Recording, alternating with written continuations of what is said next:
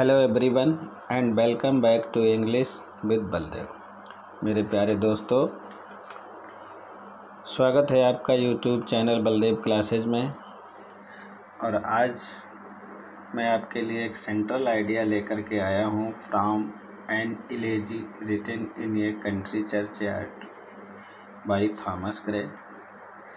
इलेजी का मतलब होता है शोक गीत, ए सॉन्ग ऑफ लैमेंट। और चर्चयार्ड का मतलब यहाँ कब्रिस्तान से है, ग्रेवयार्ड। कंट्री का मतलब देहात है, तो देहात के कब्रिस्तान में लिखा गया एक शोक गीत। तो दोस्तों, संध्या का समय है। कभी एक देहात के कब्रिस्तान में खड़ा हुआ है, उसके सामने गरीब लोगों की और अनजान व्यक्तियों की कब्रें हैं। निर्धनता तथा अभाव के कारण इन व्यक्तियों की प्रतिभा सदैव दबी रही। तो प्रस्तुत कविता में कवि ने ऐसे ही अभाव से पीड़ित लोगों के प्रति अपनी संवेदना व्यक्त की है, उन लोगों के प्रति अपनी संवेदना को व्यक्त किया है। तो चलिए शुरू करते हैं। In elegy the poet laments or mourns over the death of some dear one. शोक गीत में कवि विलाप करता है over the death of some dear one, कि जो भी सबसे प्रिय कुछ है उसकी मृत्यु पर विलाप करता है। सबसे प्रिय चीज के खो जाने पर विलाप करना या उसकी मृत्यु पर शोक मनाता है। In this poem the poet expresses his deep sympathy for the poor and the simple village people. इस कविता में कवि वर्णन करता है अपनी गहरी सहानुभूति, deep sympathy for the poor, गरीब लोगों के लिए और साधारण गांव के लोग, गरीब और साधारण गांव के लोगों के प्रति इस कविता में कवि अपनी गहरी सहानुभूति व्यक्त करता है। They lie buried in their small graves in a country churchyard. Lie buried दफना दिए गए हैं, स्मॉल ग्रेव छोटी छोटी कब्रों में, इन ये कंट्री चर्चयार्ड देहात के कब्रिस्तान में। बेगरीब लोग देहात के कब्रिस्तान में छोटी छोटी कब्रों में दफना दिए गए हैं। They had no ambitions in their life.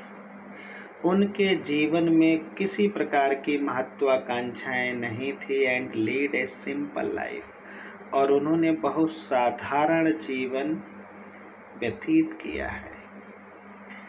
The sweet morning air, सुबह की सुगंधित वायु, और द चिर्पिंग ऑफ द सालोज, अबाबिल पक्षियों का चहचहाना। यहाँ पर बर्ड्स भी आप लिख सकते हैं। The chirping of the swallows या words are the shrill call of the cock. Shrill माने तेज, कॉल पुकार, मुर्गे की तेज आवाज, मुर्गे की बांग।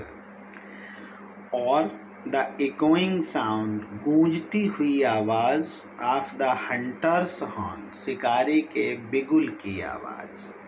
Will have no effect on the dead, इसका कोई भी प्रभाव नहीं पड़ेगा उन मरे हुए लोगों पर, यानी जो छोटी छोटी कब्रों में सोए हुए हैं।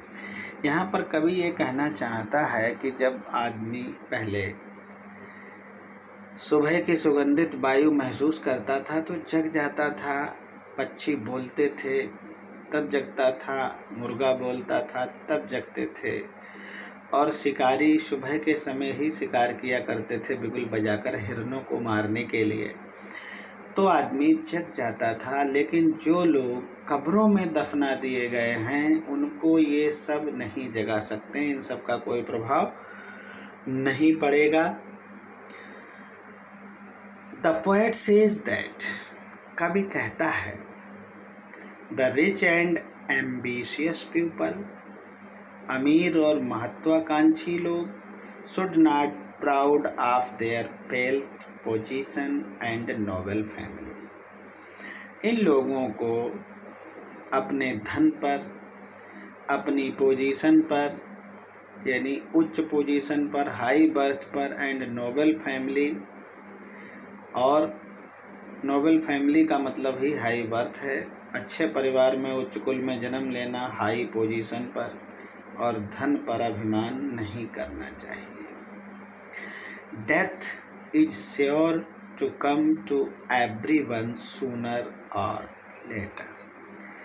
शीघ्र या विलंब से मृत्यु सबके पास निश्चय ही आती है। बहुत बढ़िया लाइन है। यानी death is sure to come to everyone sooner और लेटर। शीघ्र या विलंब से मृत्यु सबको आती है और अवश्य ही आती है, श्योर है, सर्टेन है। No one can escape from death. Death is the end of our all greatness. महानता, ब्यूटी, सौंदर्य एंड वेल्थ और धन, सबका अंत मृत्यु ही है। Death is the end of our all greatness, beauty and wealth. महानता, सौंदर्य एवं धन, सबका अंत मृत्यु ही है। नथिंग इज एवर लास्टिंग, और कुछ भी हमेशा नहीं रहता है। Thanks for watching and have a nice day.